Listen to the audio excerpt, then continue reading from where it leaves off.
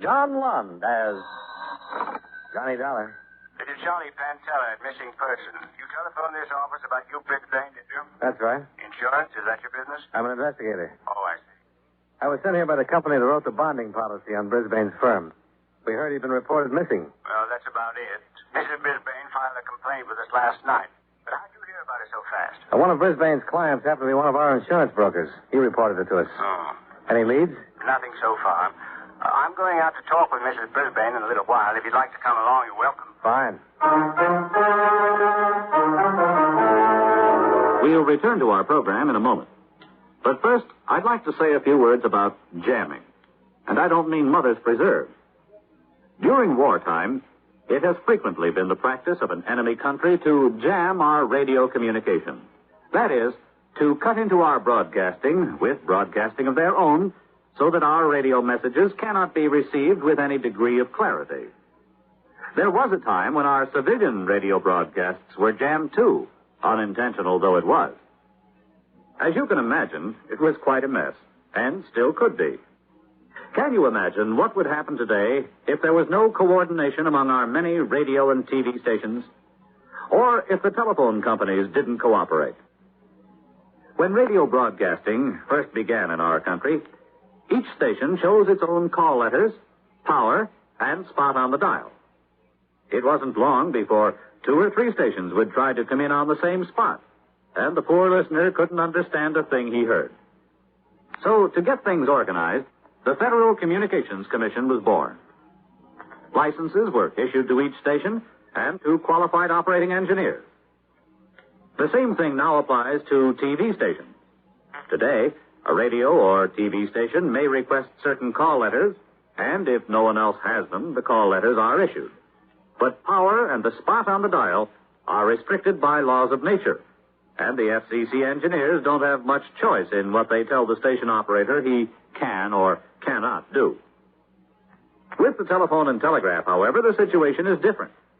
The FCC makes sure the rates are fair both to the company and to the consumer, and that all of the independent companies work together so that someone in Japan or Germany, for example, can call someone else in New York with practically no delay or trouble. So the next time you pick up a stateside broadcast loud and clear, or hear everything your family says to you over the telephone, just remember that you have the Federal Communications Commission to thank.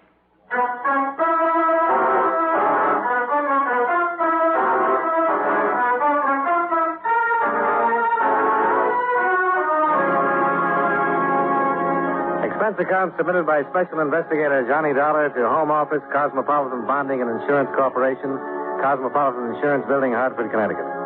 The following is an accounting of expenditures during my investigation of the Brisbane fraud matter. Expense account item 1, $91.35.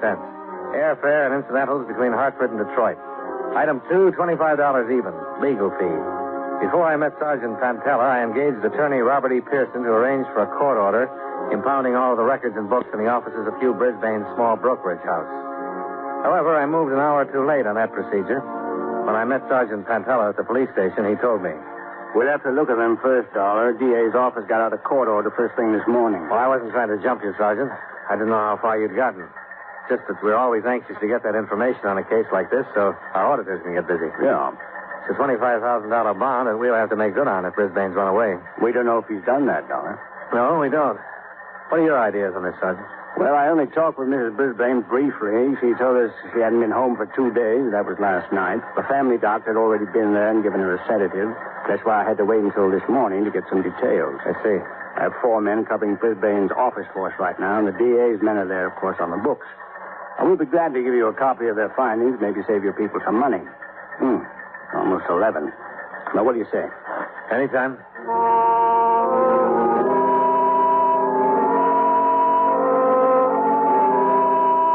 40 minutes later, I was in the living room of the Brisbane home with Sergeant Pantella. Hugh Brisbane's wife was settled on a sofa in front of the fireplace. She was a small, stocky woman in her late 30s or early 40s.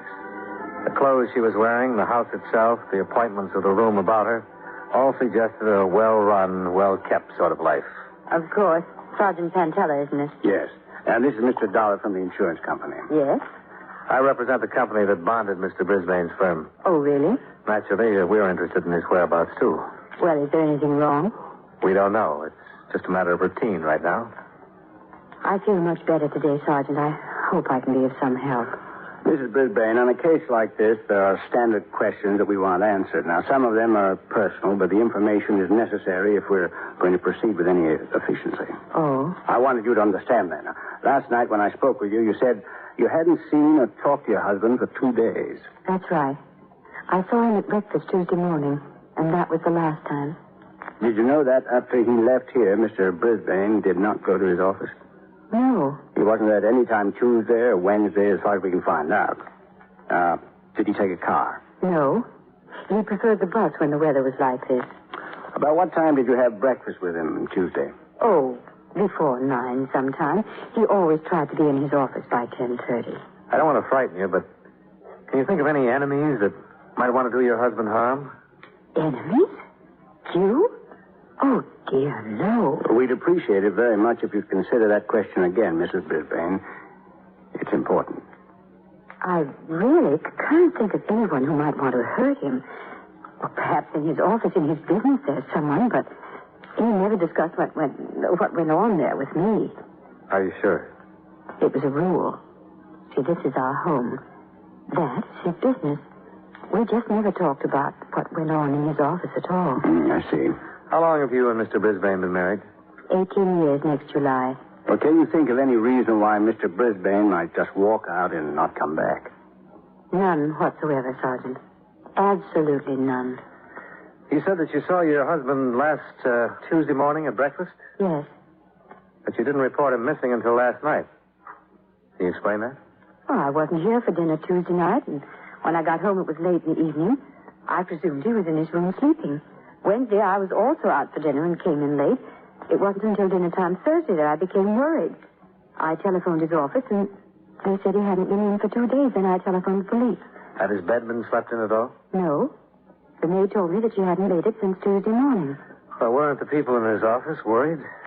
I suppose so. Well, I mean, didn't someone telephone here asking for Mr. Brisbane? Oh, no. Sometimes he wouldn't be in the office for 2 or 3 days at a time. He instructed the secretary that when he didn't show up, he didn't want to be called at home either. I see. Where would he spend his time on these occasions when he didn't go to his office for a couple of days? Here, Hugh liked to read and write a little. He has a room on the 3rd floor where he spent a great deal of his time. Would it be possible to look at that room? Oh, yes, I suppose so. Well, tell me, have you looked through his bedroom? Yes?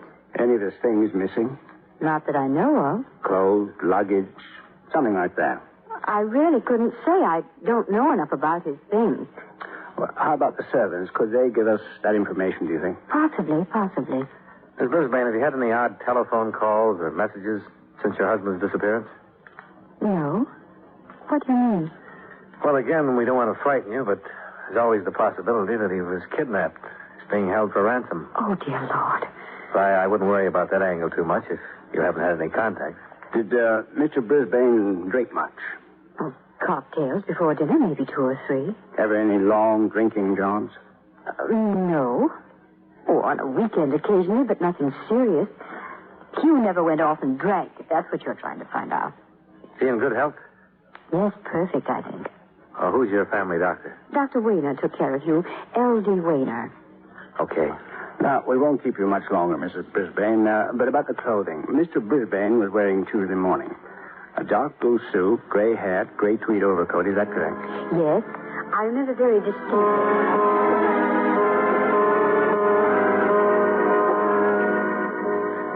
We talked to Mrs. Brisbane for another half hour, gathering information concerning the missing man.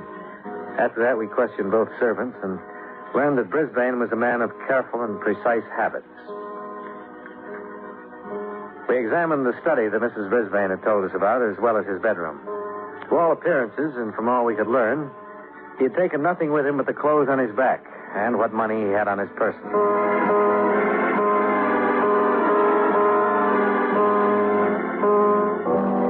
By mid-afternoon, every member of Hugh Brisbane's office force had been interviewed and questioned. None of them were able to furnish a motive behind his sudden and complete absence. He was described by everyone as a model husband and a model business executive. The detail from the district attorney's office reported that his business was in sound financial condition. I went with Sergeant Pantella when he interviewed Dr. Weiner, Brisbane's personal physician. Well, according to my records, I examined him last on December 13th. He was in good health. For a man of his age and responsibility, I would say he was in excellent health. Oh, could you explain the qualification, Doctor? Well, I was thinking only by comparison. Hugh Brisbane is 45 years old. He's held a position of tremendous responsibility for many years. For a lesser man or a frailer man, the incidence of an organic disturbance increases with the years. In Brisbane's case, it didn't seem to hold.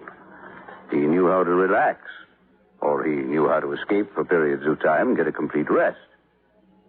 He told me that he read a great deal and tried his hand at writing. Did you do a complete physical on him, Doctor? Yes. Why? Was there any indication or any reason whatsoever for you to suspect that he might suffer from some sort of mental trouble? No, there was not. I'd say that when I examined him, he was in excellent mental shape, too. Oh, I know you're seeking out the possibility of an amnesia condition or something similar. No, it wouldn't come in a flash, just like that. There would have been some symptoms. What kind of symptoms? Well, symptoms that Mrs. Brisbane or the people in his office would have noticed and probably told you about when you questioned them. An inability to remember names, addresses, telephone numbers are the most easily recognized. Someone would have picked up those things in his conversation or his actions. For instance, he might have not been able to count his change when he paid a check at a restaurant. See what I mean? I see, yes. I think you can discount the probability of amnesia on those grounds. How long have you known him, Doctor? Well, 6 years, I think. He used to go to a friend of mine who passed away, and then he came to me. Did you ever meet him outside this office? Socially, yes. Where? Well, we both belonged to the same country club. I played golf with him several times. I've seen him at dances, other affairs. Did he and Mrs. Brisbane strike you as a happy couple? Oh, I suppose so, Mr. Dollar. I never really thought about it much. I'll tell you this. Hugh Brisbane has quite a head on his shoulders. That was always my impression of him. Did you ever have occasion to talk with him about anything but business or social activity? Yes, I did, once. It startled me at first. I was aware that he was a man of education and some culture, but I was quite taken aback by his ability to quote the classicists. Oh? It seemed incongruous somehow. I remember we were sitting in the club. It had been a 2:00 lunch. Practically everybody had left except the waiters, and I heard him quote a Greek. Callicles. Oh, what did he quote? Do you remember it? Why? Just curious. I don't remember it, but I was so impressed with the passage, I took the trouble to look it up myself and to write it down. I have it here somewhere. Yeah.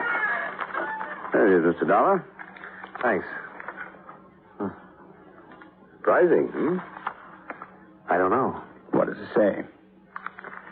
But if there were a man who had sufficient force, he would shake off and break through and escape from all this. He would trample underfoot all our formulas and spells and charms and all our laws which are against nature. The slave would rise in rebellion and be lord over us, and the light of natural justice would shine forth. When did he quote this to you, Dr. Weiner? Monday, the day before he disappeared.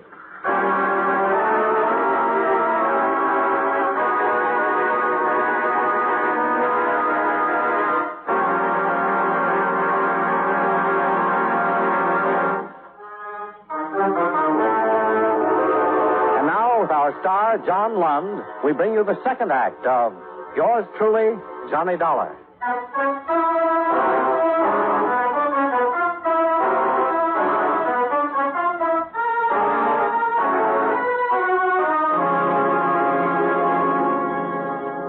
The disappearance of Hugh Brisbane had been complete and final up until the time the district attorney's men discovered that $5,000 had been withdrawn from his savings account on the morning he'd vanished.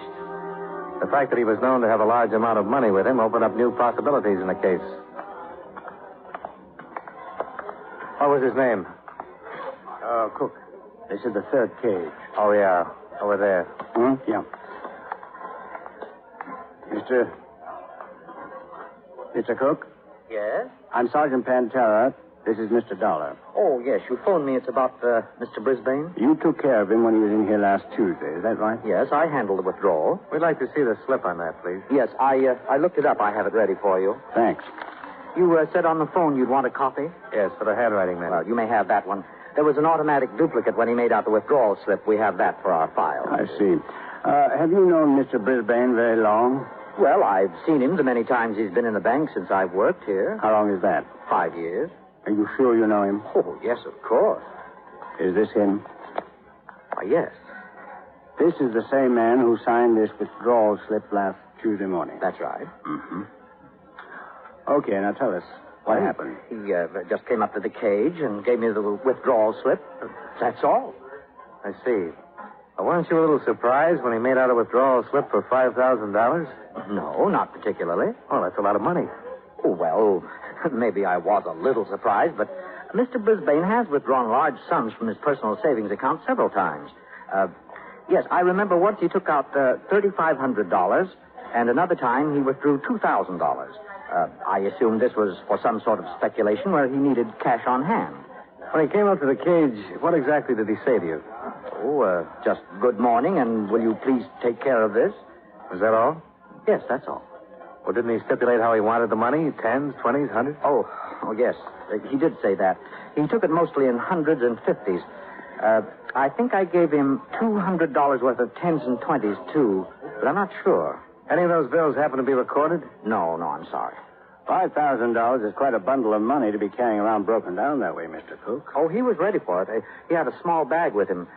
He put it all in that. What kind of a bag? Oh, just a bag, like a doctor's bag. It was black or very dark brown, I think. Mm-hmm.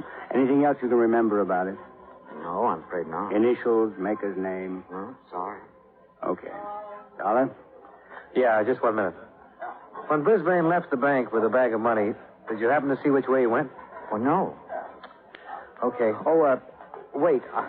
I don't know if this is important, but come to think of it, I did notice something peculiar about him that day. Oh? What? Well, usually when we did business, he'd be very brisk about it. I mean, he'd hurry away from the cage, but last Tuesday he didn't seem to be in any hurry at all. I had the distinct feeling Mr. Brisbane didn't particularly care in what direction he went somehow.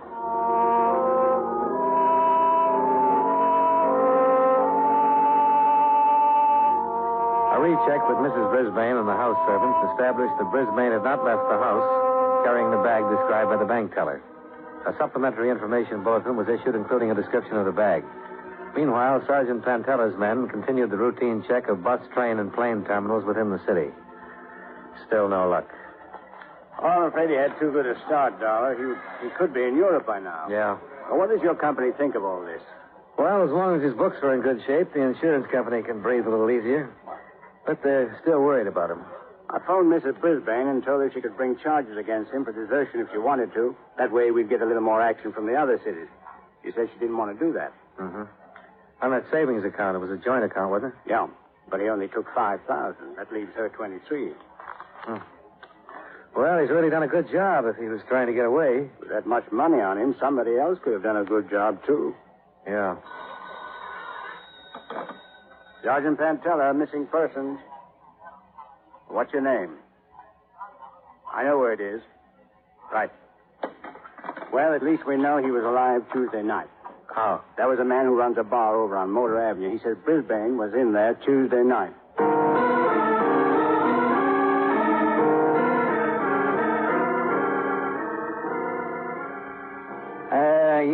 Yeah, that's him. That's a picture of the guy who was in here Tuesday night. Are you sure? Sure, I'm positive. Was he with anybody? All alone, sat right down there on that stool. How long was he here? Oh, he was here when I come on. He was still here when the place closed. Did you happen to see where he went from here? What kind of shape was he in? Was he drunk? No, real sober and quiet. He drank all night, but it didn't seem to affect him at all. Well, did you talk to him at all? No, I just took his orders for drinks. He didn't seem to want to talk to nobody. I see. What time did you come on? 8 o'clock. What time do you close? 2? Did you happen to notice if anybody who was in here talked to him? Oh, I think a couple of people tried, drunks, but he didn't have much to say to them, so they just left him alone. Uh-huh. Anything else happen? No. Oh, wait. Yeah, he was making a phone call all the time he was here. A long-distance phone call from that booth right there. He sat at the end of the bar so he could hear the operator call him back. You don't happen to know where he was calling? Oh. How do you know it was a long-distance call? Well, because once he handed me a 20 and asked me to change it. I gave him $5 worth of quarters. All the quarters I had, as a matter of fact. Uh-huh. Well, what time was this? Well, I couldn't say exactly. It seemed to be about 10 o'clock when he started. You mean when he first placed the call? That's right. But he was still at it after midnight. I guess the operator was ringing him every 20 minutes the way they do, you know. Do you know if he completed the call? Oh, yeah. I heard him slugging quarters into the box once. Okay. Did he have anything with him while he was here? Oh, what do you mean? Was he carrying a bag or anything? No, nothing but his overcoat.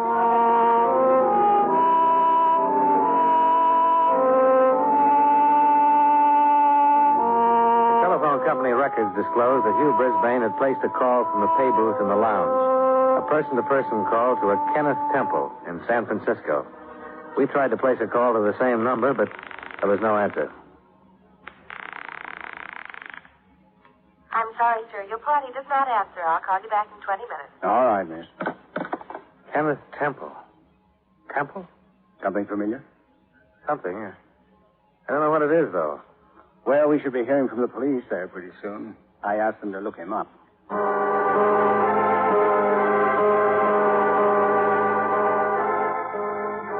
We waited another 2 hours trying to complete the call to Kenneth Temple in San Francisco. The operators were still trying when we drove out to the Brisbane residence once more. Mrs. Brisbane led us into the house. You say you found out something, Sergeant? Well, we might have, Mrs. Brisbane. Maybe you can help us. I'll try. Won't you sit down? Thanks. Now, what is all this about San Francisco? We found out that your husband called a man named Kenneth Temple there on Tuesday night. Oh? That name, Kenneth Temple, does it mean something to you? No. Have you ever heard it before? I don't believe I have. Mr. Brisbane never mentioned it to you at all? I can't say for certain, but it's not familiar to me at the moment. Mrs. Brisbane, have you ever been to San Francisco? Yes? When? Twice. Going to and coming back from Hawaii 2 years ago. Has Mr. Brisbane ever been in San Francisco? He was on the same trip. The name Temple. Maybe it's someone you met while you were there? No. I don't recall meeting anyone there at all. We were in a group of people. We all took the same plane from here and stayed together the whole trip. I see. Oh, excuse me, please. Sure. This isn't getting us very far. I don't get it. Hello. Me? Oh, yes, operator. Just a moment. It's for you, Sergeant. Oh, thanks. Probably San Francisco. Thank you. This is Sergeant Fantella. Yes? Hello, Mr. Temple. This is Sergeant Fantella, Missing Persons Division, Detroit Police Department. We're trying to locate a man named Hugh All right. He's there now. Hugh, let me talk to him. Just a minute, Mrs. Brisbane. Mr. Brisbane, we've been pretty worried about you. Yes, I'm speaking to you from your home. She's fine. Yeah, just a moment. He wants to talk to you. Hello, Hugh. Oh, it's so good to hear your voice. Hugh, what on earth is... Yes, Hugh. I'm listening.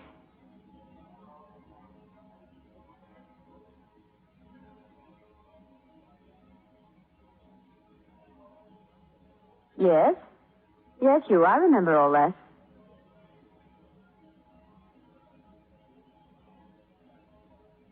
But Hugh, Yes, dear. All right. You again. Oh. Hello, Brisbane. Yes? Yes, I understand. Are you feeling all right, Mrs. Brisbane? I catch my breath. Sure that was your husband you talked to? It was you.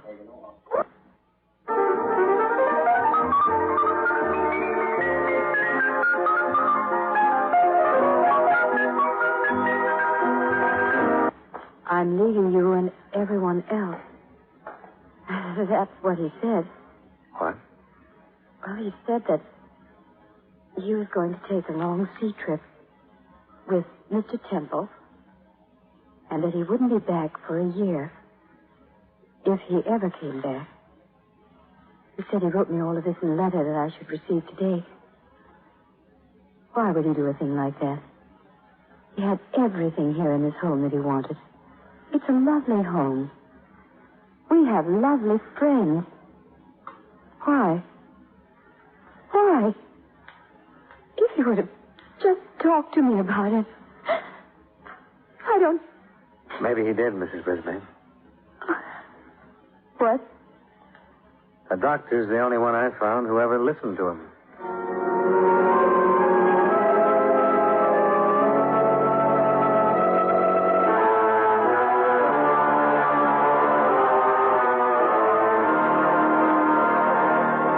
It was true.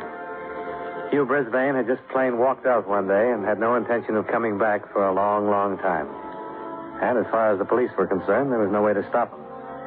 As far as we're concerned, we'll have to sit on that $25,000 bond and hope that he'll come back to Detroit someday when he gets whatever it is out of his system. There's nothing we can do either.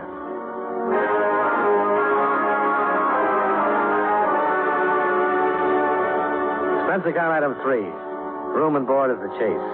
$78.50. Item 4, same as item 1, transportation back to Hartford.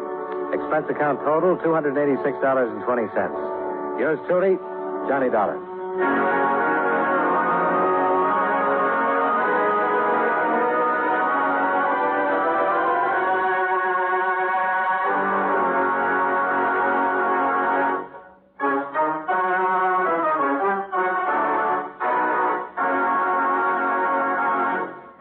Yours truly, Johnny Dollar, stars John Lund in the title role and was written by E. Jack Newman with music by Eddie Dunstetter.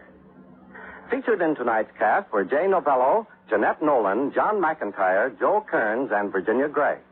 Yours truly, Johnny Dollar, is transcribed in Hollywood by Jaime Del Valle. You've been listening to the OTR Gold Network. Find more classic radio at otrgold.com.